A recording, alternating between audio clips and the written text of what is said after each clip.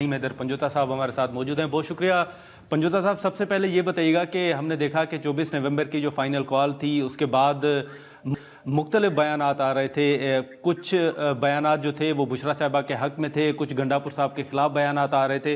अब बुशरा साहिबा का अपना बयान आया कि वो डी चौक से वापस नहीं जाना चाहती थी। तो आपके नज़दीक या पार्टी ने कोई इस मामले पर मालूमात शेयर की हैं कि फिर बुशरा साहिबा को वहाँ से जाने के लिए किसने फोर्स किया या क्यों जाने का फैसला हुआ वहाँ से? देखिए, बात यह है ना कि एक प्रोपेगेंडा जो है वो किया जाता है कि देखें जी वहाँ पर बुशरा बीबी साहिबा जो है उन्होंने बात की थी कि वो वहाँ पर जो है मौजूद हैं और छोड़कर नहीं जाएंगी, और फिर वो देखें जी वहाँ से चली गई। तो आज भी इसी तनाज़ुर के अंदर उनसे जब सवाल किया गया है तो उन्होंने कहा है कि बिल्कुल ऐसा मामला नहीं है कि मैं वहाँ से कोई भाग गई हूँ, बल्कि मैं तो वहाँ पर खड़ी रही। और जहाँ बात है कि जो है वहाँ से जो है मूवमेंट क्यों हुई, और वो आपने देखा कि अगर आप सीधी गोलियां चलाएंगे, उनकी गाड़ी के ऊपर गोलियां लगी हुई थी, सीएम की गाड़ी के ऊपर गोलियां लगी हुई थी, जितनी गाड़ियां थी उनके ऊपर गोलियां बरसाई गई, लोगों के ऊपर गोलियां बरसाई गई, स्नाइपर्स बैठे हुए थे, सीधी गोलियां मार कर हमला किया गया, वहां पर गोलियां चलाई गई। एक तरफ निहत्थे लोग हैं जिनके पास कोई चीज नहीं है, जिनके पास कोई असला नहीं है, जो वहां पर जंग करने नहीं है, जो वहां पर लड़ाई करने नहीं है, जो वहां पर गोलियां चलाने नहीं है, बल्कि एक पुरअमन एहतजाज अपना रिकॉर्ड करवाने आए। तो एक पुरअमन एहतजाज जो रिकॉर्ड करने आए हैं, आप उन पर सीधी गोलियां चलाकर और उनको शहीद करेंगे, मारेंगे, उनके ऊपर गोलियां बरसाएंगे, तो फिर उसके बाद आप कहेंगे जनाब देखें जी वहां से आप जो है वो पीछे क्यों हटे या पीछे क्यों गए। लोगों ने तो गोलियां खाई। अगर वो भागे होते या आगे ना बढ़ रहे होते या वहां पर स्टैंड ना लेते तो गोली कैसे लगती? कोई केपी में बैठे हुए तो किसी को गोली नहीं लगी, यहाँ डी चौक आके गोली तो लगी है। आपके नज़दीक तो जब मेरा फायरिंग ख्याल शुरू हुई, आपके नज़दीक आप ये समझते हैं कि जब उनके काफिले पे या उनकी गाड़ी पर फायरिंग हुई तो उसके बाद उन्होंने वहां से जाने का फैसला किया? मेरे नज़दीक जो सबसे अहम चीज़ ये है कि वहाँ पर वो पहुँची, वहाँ पर वो आईं और इमरान खान साहब का पैगाम जो है लोगों तक पहुँचाया। उन्होंने बड़ी दिलेरी का मुज़ाहरा किया, अली अमीन ने बड़ी दिलेरी का मुज़ाहरा किया। मेरे नज़दीक सबसे जो अहम बात ये है कि गोली क्यों चलाई गई? गोली क्यों चलाई गई, किसने चलाई, किसके कहने पर चलाई, क्यों निहत्थे लोगों पर गोलियां चलाई गई, आज तक हम सवाल पूछ रहे हैं। और ये तमाम लोग जो हैं यहाँ पर प्रेस टॉक्स करके हर चीज से मुकर रहे हैं। आपने अस्पतालों का रिकॉर्ड गायब कर दिया है, आप लवाकिन को डरा रहे हैं, धमका रहे हैं, आपने लोगों की मैयतें जो हैं इस सूरत में दी हैं कि वो आपको एफिडेविट लिख कर दें कि ये हादसा हुआ है, ये गोली से मौत नहीं हुई। और डेथ सर्टिफिकेट की बात के ऊपर आप लोग आकर यहाँ पर तमाशा बना रहे हैं, ड्रामे कर रहे हैं कि कोई डेथ नहीं हुई, डेथ सर्टिफिकेट दिखाएं, वो भी हमने अपलोड कर दिए हैं। तो मेन जो चीज है उस चीज से मीडिया भी इस वक्त तवज्जो तमाम हटाकर वो दूसरी तरफ जाता है कि कौन वहां पर खड़ा था, कौन नहीं खड़ा था, कौन भागा था, कौन नहीं भागा था। आप गोली की क्यों नहीं बात करते? आप उठाएं बात इस गोली की कि गोली किसके कहने के ऊपर चलाएगी, क्यों निहत्थे लोगों पर चलाएगी, और ये गोली आपका पीछा करेगी। ये जो आपने वहां पर लाशें बिछाई हैं ये आपका पीछा करेंगी, ये आपका पीछा नहीं छोड़ेंगी। अगर वहां पर फातिहा पढ़ते हुए कुछ उनके दोस्त जो हैं वो तस्वीर लगाते हैं और आप कह रहे हैं कि वो इंतशारी हैं, कि वो एक मैयत के ऊपर फातिहा पढ़ रहे हैं, कि वो वहां पर कब्र के ऊपर क्यों खड़े हैं? लोगों को मस्जिद में बैठे हुए आप जाकर उनको उठा रहे हैं कि यहाँ पर कोई फातिहा भी ना पढ़े, ताकि जो हमने किया है जुल्म वो सामने दुनिया के ना। ये कैसे जुल्म छुप सकता है?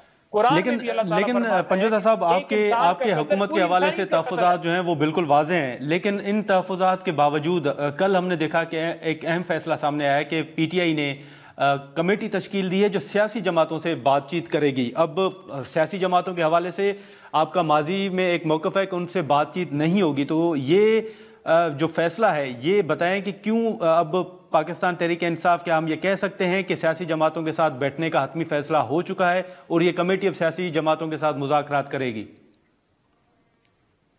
देखिए, बात यह है कि जहां पर खान साहब ने कमेटी तश्कील दी है, खान साहब ने इससे पहले भी बात की थी और उस वक्त भी उन्होंने यह कहा था कि हमारे जो मुतालबात हैं वो कानून के अंदर है।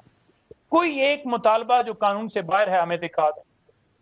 जहां पर नेशनल इंटरनेशनली आप देख लें, हर जगह पर, हर मीडिया, हर जगह पर, हर कॉलम के अंदर ये बात बड़ी आया है कि पाकिस्तान तहरीक इंसाफ का मौकफ क्या है। वो चाहते हैं कि जमहूरियत और आइन की बालादस्ती, वो चाहते हैं कि मैंडेट वापस हो, वो चाहते हैं कि जो है वो आइनी तरमीम जो की गई है वो वापस हो, वो चाहते हैं कि सियासी कैदियों को रिहा किया जाए। अब तो दो मुतालबात हैं हमारे। इन मुतालबात के अंदर जो हमने चीज मांगी वो यही मांगी है कि सियासी जितने भी कैदी हैं उनको रिहा किया जाए। ये जुडिशल कमीशन जो है, चाहे 9 मई हो चाहे ये 26 वाला वाक़या हो, इस पर बनाया जाए। तो इसमें कौन सी ऐसी चीज है जो हमने कह दिया है कि आसमान से तारे नहीं, तोड़ कर लाएं? लेकिन पंजोता मेरा साहब ख्याल में इसमें अब कोई अभाव मुज़ाकरात नहीं जो है। हैं वो सियासी जमातों के साथ होंगे, एस्टेब्लिशमेंट के साथ नहीं होंगे, ये हम कह सकते हैं। देखें, बात यह है कि हम बड़ा वाज़ेह कह रहे हैं कि सुप्रीम कोर्ट के नीचे तमाम जो सीनियर जजेस हैं उन पर मुश्तमिल जो है वो जुडिशल कमीशन बनाया जाए, वो तमाम मामलात की तहकीकात करे और कैफरे किरदार तक पहुंचाए जो कसूरवार हैं, और नंबर 2 सियासी कैदी जो है उनको किया जाए। अब इसमें जो भी रखता है, हैसियत रखता है, वो बात करे और इस मसले का जो है वो हल निकाले। मसले का हल निकालने से ही मसला हल होता है, और जो मसला हम बयान कर रहे हैं वो मसला कोई ऐसे नहीं है कि कोई हम हवा में बात कर रहे हैं, वो जेन्युइन मसला है और वो हकीकतन नहीं मसला है कि पंजोता साहब, आपने झूठे केसेस मैं आपकी बनाए। बात बिल्कुल आज समझ रहा हूँ इस्लामाबाद हाई कोर्ट कि में सुप्रीम कोर्ट जो है 200 या की लिस्ट दी इस गई मामले है का केसेस नोटिस भी की। लिया जाए या जी। इस मामले की तहकीकात हो। पंजोता साहब, ये मैं आपकी बात बिल्कुल समझ रहा हूँ, लेकिन एक एक जरा इस मामले को वाज़ेह कीजिएगा कि जो कमेटी बनी है वो सियासी जमातों के साथ मुज़ाकरात करेगी या अभी भी इस्टेब्लिशमेंट के साथ मुज़ाकरात हो सकते हैं और आप लोग तैयार हैं? देखें, बात यह है कि एक बात ये की जाती है जी कि देखें जी, डील कर लें जी, डील करने के अंदर और किसी आपकी कोई डिमांड है जिसमें आप ये कह रहे हैं कि ये चीज़ें जो हैं वो होनी चाहिए, और उसमें बड़ा फ़र्क है। डील होती है कि आप स्टाम्प करके जी। लिख कर देकर लंदन भाग जाएँ, उसे डील कहते हैं। और अगर आप कहते हैं कि आपके मुल्क के अंदर जमहूरियत जो है उसकी बालादस्ती हो, जो निहत्थे लोगों को शहीद किया गया है उनको इंसाफ मिले, तो इसे डील नहीं कहते। तो हम तो ये कह रहे हैं कि ये 2 डिमांड्स हमारी पूरी की जाएँ। जहाँ पर लाएअमल है कि किस-किस से बात जो है वो होगी या क्या होगा, उसके लिए कमेटी बनाई गई है, और उमर अयूब साहब ने कल ये अनाउंसमेंट करनी थी। फिर उन्हें साथ ही उठा लिया गया। आज जी। उनसे मेरी बात हुई है और वो अल्हम्दुलिल्लाह रिलीज़ हुए हैं, जिसमें उन्हें बेल होने के बावजूद और दीगर लोगों को उठाया गया था। तो इसके ऊपर वो अपना लाएअमल प्रेस टॉक के ज़रिए देंगे, और मैसेज तो हमारी तरफ से वाज़ेह तौर पर जा चुका है। अब जिसने भी उसका हल निकालना है वो निकाल ले। हमारी तो डिमांड्स बड़ी वाज़ेह हैं और बड़ी ठीक हैं, जेन्युइन है। चाहे चाहे वो एस्टेब्लिशमेंट हो। देखिए, मैं वही गुज़ारिश कर रहा हूँ ना कि जो इन डिमांड्स को कर सकता है तो वो करे।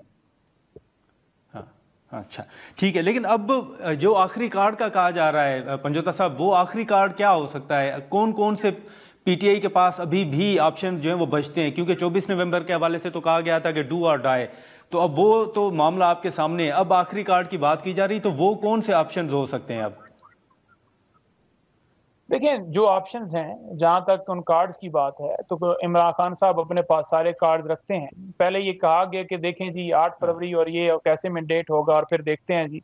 सारा क्रैकडाउन किया गया, सारा 9 मई वाला, सारा हर चीज़ हमने देखते रहे।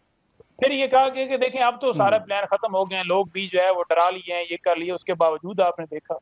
फिर गोलियों तक तो हम गए हैं कि हमने सीधी गोलियाँ भी खाई हैं। तो अब उसके बाद अगर जो है वो फिर एक खान साहब ने एक पत्ता खेला है, जिसमें उन्होंने एक टाइम भी दिया है और उन्होंने कहा है कि इस मुकर्रर तारीख के अंदर हमारे ये मुतालबात पूरे किए जाएँ, अदरवाइज़ हम रेमिटेंस जो है वो उनके ऊपर वो कहेंगे कि वो बंद की जाएँ। तो डेफ़िनेटली उसके अंदर फिर आगे number 2, number 3, number 4, number 5, number 6 plan सारे हैं, खान साहब ने हमें बताए हैं और हमारे ठीक तक है। तो तमाम तफसीलात वो पहुँच 14 चुकी हैं। दिसंबर के बाद हाँ। पंजोता साहब, आपको क्या सूरत हाल नजर आ रही है 14 दिसंबर के बाद? देखिए, मैं तो ये समझ रहा हूँ कि 14 से पहले ही अगर कोई समझता है और कोई ये देखता है कि मुल्क के अंदर कोई किसी के अंदर थोड़ी-सी भी दाना है, और वो समझता है कि वाक़ई ही इन मसाइल को हल करना चाहिए और ये जेन्युइन कंसर्न्स हैं, तो मेरा ख़्याल में उसके अंदर पेशरफ़्त करते हुए हमारे तमाम सियासी कैदियों को, इमरान खान साहब को रिहा करना चाहिए, और जो जुडिशल कमीशन है, वो बनाना चाहिए। इसमें कदगन क्या है? जो शख्स भागेगा इस चीज़ से, वो डेफ़िनेटली उसके अंदर कसूरवार होगा, या खुद उसके अंदर इन्वॉल्व होगा, या उसकी अपने ऊपर वो मलबा आएगा जिसकी वजह से वो नहीं बढ़ेगा। तो जो ये समझता है कि वो कसूरवार नहीं ठीक है। है, जो ये समझता है कि इस चीज़ का वाक़ई ये जेन्युइन बात है और इसमें कोई हमें प्रॉब्लम नहीं है, तो मेरा ख़्याल में वो मसले का हल निकालेगा। ठीक है।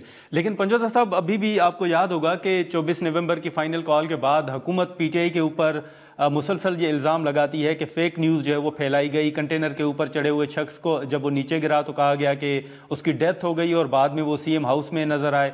आप समझते हैं कि वाकई फ़ेक न्यूज़ जो है वो ज़्यादा उसको फैलाया गया, और इसी के साथ साथ अब जो दावा किया जा रहा है कि बहुत से कारकुनान जो हैं वो लापता हैं, इसमें किस हद तक सदाकत है?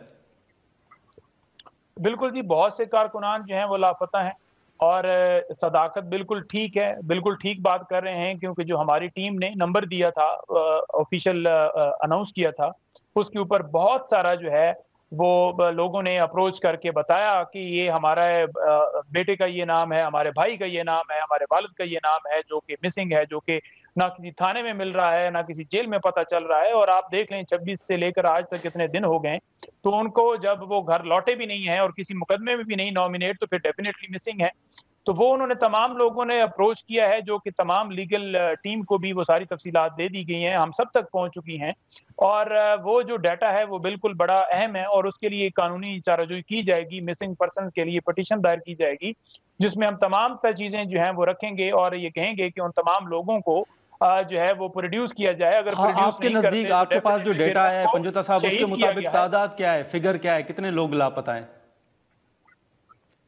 देखिए, बिल्कुल ये ठीक कहा है उन्होंने कि ये काफ़ी तादाद में है। मैं फ़िगर आउट नहीं करूँगा, क्योंकि फिर वो कोई ना कोई कहता है, क्योंकि ये फ़िगर साथ-साथ आ रहा है, साथ-साथ बढ़ रहा है। कितने हैं, अब किस हद तक जाते हैं, कितनी तादाद बढ़ती है, वो साथ-साथ डाटा कंपाइल हो रहा है। और जब पिटीशन आएगी तो आप उसके अंदर देख लेंगे कि कौन-कौन बंदा है, और उनके साथ अप्रोच करके और बाकायदा तौर पर पिटीशन भी दायर होगी। और जो बंदा प्रोड्यूस नहीं किया जाएगा, उसे फिर डेफ़िनेटली, जब वो प्रोड्यूस नहीं किया जाएगा और डी चौक से गायब है, तो फिर यही समझा जाएगा ना कि उसे भी शहीद कर दिया गया है और गायब कर दिया गया है।